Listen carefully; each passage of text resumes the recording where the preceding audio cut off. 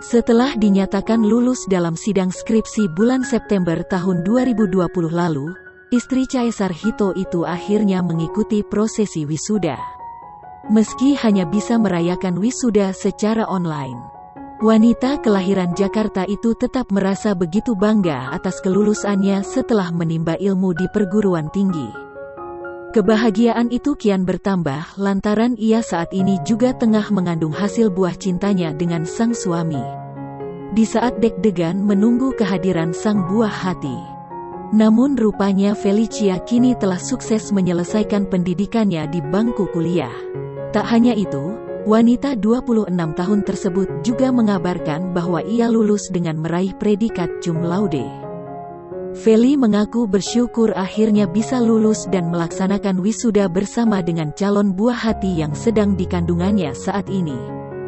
Feli mengaku tak pernah menyangka akhirnya bisa lulus sebagai sarjana ekonomi dengan predikat cum laude.